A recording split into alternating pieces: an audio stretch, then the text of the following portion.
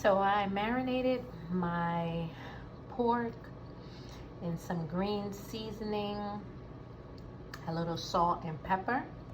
So I'm gonna let this marinate overnight. Now we're going to caramelize our sugar.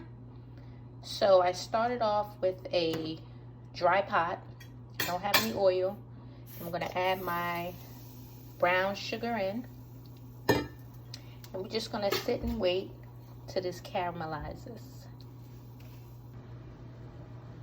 As you can see, our sugar has begun to melt.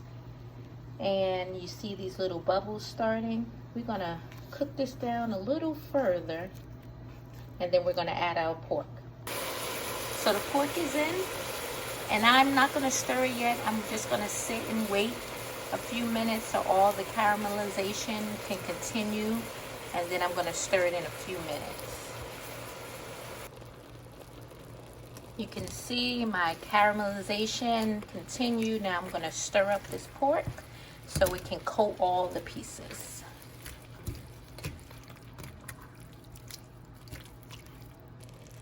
Now we're gonna go in with about a tablespoon of tomato paste.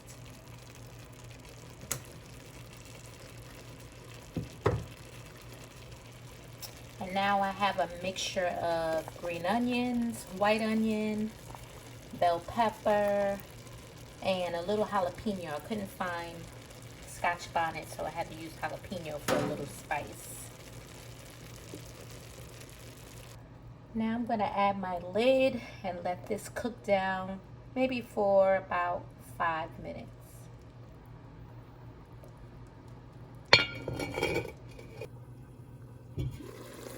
All right, so you can see the pork has cooked down a little bit, and all the natural juices have extracted. It looks good. Now what I'm going to do is I'm going to add a little more liquid, just enough to cover the pork, and let this simmer for about 45 minutes.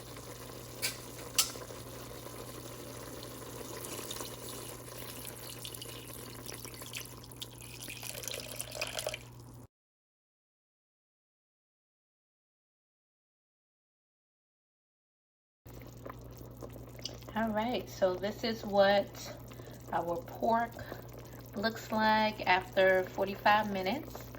And there's a little too much liquid for me, so I'm gonna cook this down for another maybe 10 minutes just to let some of this liquid evaporate, because I like my gravy a little thicker than this. Now this is how I like my gravy. You can see it got nice and thick. So I'm gonna turn my mixture off, and we are done. Our mixture is nice and thick at this point.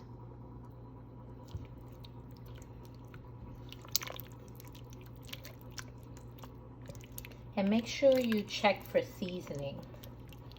You want to make sure that you're checking to make sure it's seasoned to your taste.